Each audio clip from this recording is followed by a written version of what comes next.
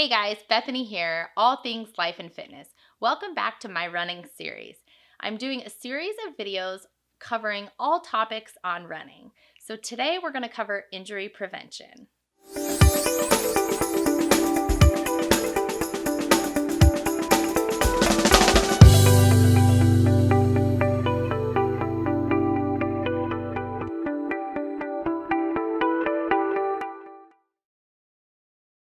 So I've been running for a while now, and I've also coached a lot of athletes, probably hundreds.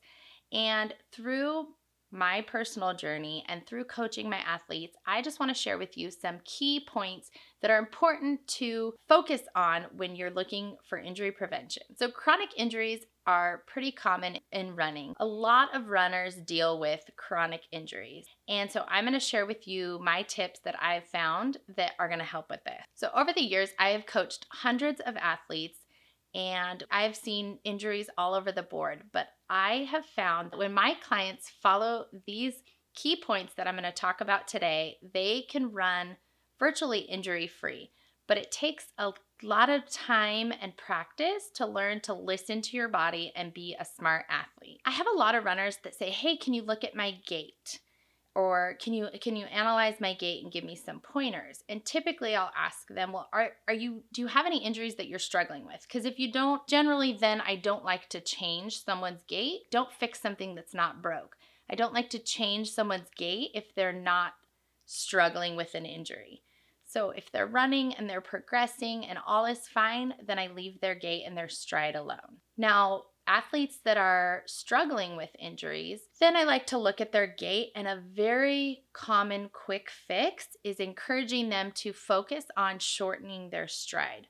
Overstriding is a cause of a lot of injuries. So shortening their stride will increase turnover. Increasing the turnover will reduce the impact load on joints and just your body. One of the number one things for injury prevention, which we talked about in the last video, is proper footwear. Find what shoe works for you and make sure you're replacing your shoes every 300 to 500 miles. Another injury prevention tip is do not increase your mileage more than 10% each week. And this is a pretty general rule of thumb. If you're working with a coach and they're experienced and they know what they're doing, sometimes they might increase a little more than 10%, but then keep you there for a few weeks before increasing it further. So there are a couple different strategies within this that might not follow that exact no more than 10% mileage increase. But for the most part, do not make big jumps in your mileage. Do it gradually, and that will really help prepare your body and just help you get better without injury. So I like to say slow and steady. Sometimes, especially runners that have been running for a long time, maybe they took some time off. When they start back up running again, I know I struggle with this. I just want to go out and hit the same mileage and the same paces that I was running before I took a break.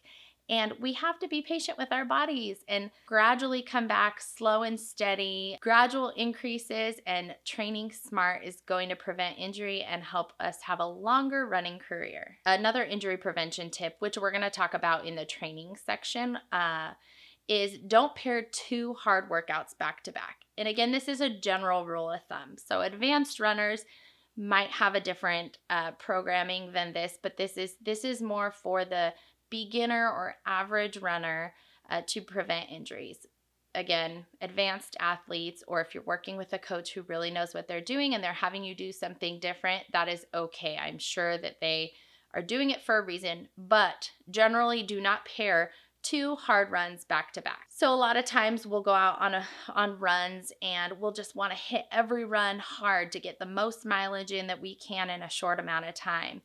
And it's kind of a hard concept to grasp, but running slower and training slower can make us run faster. And again, going to talk about that more in the training video. You don't want to do all out repeats one day and then the next day do hill sprints. You need to have an easy run between to allow time for your body to recover and repair. My last tip is when mileage is increasing, and sometimes it ramps up pretty quick, I like to give my athletes a deload week or a recovery week. And that's just cutting back the mileage 20 to 40% for a week. And again, sometimes I'll make it all easy runs and allowing their body to adapt to the stresses that we've been putting on their body over the last few weeks. So it can adapt and it can repair and be fresh and ready to continue increasing the mileage. Strength training is another injury prevention. And this is kind of a controversial topic in the running world. There is not concrete research to show that strength training prevents injuries. However, in my years of coaching, I have found that strength training corrects muscle imbalances, which muscle imbalances can cause injury. So if you have a muscle imbalance, proper strength training can help correct those. And typically runners do have muscle imbalances. Everything that we're doing is in one plane. So strength training and allowing our muscles to strengthen and move other ways can really help. A lot of runners often have tight hip flexors and weak glutes. So weak glutes can cause a whole slew of issues. So if runners during strength training really focus on loosening up their hip flexors through stretching and mobility and activating those glutes before a run to get them to engage, it's going to help with injury prevention. If you haven't done so already, be sure to subscribe to my channel and hit the notification bell so you do not miss any more of my videos. I also love when you share these videos with a friend. It helps my page grow, and thank you for being here. So to wrap up injury prevention, the number one thing is be a smart athlete. I say this a lot, and listen to your body.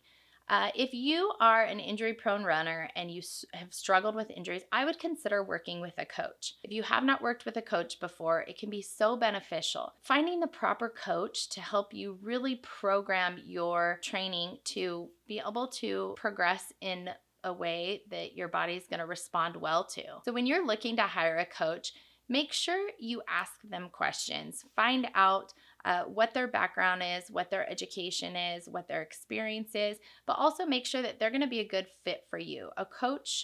You should be in regular communication with your coach almost daily. My athletes text me every single day after their run, and we chat about how their run felt and how it went and what adjustments we might need to make for the rest of the week. So find a coach that works for you, and that is going to be probably one of the biggest tips for injury prevention. So hiring a coach can be one of the best ways to prevent injury. Finding someone who's experienced and who's going to listen to your body and get to know you and help you become a better runner but injury-free. All right, you guys, I love chatting all things running with you. We do have a couple more videos in this series, so if you have any running topics that you want covered in this series, leave it in the comments below and I will do my best to get it covered. I love chatting with you guys in the comments. See you next week.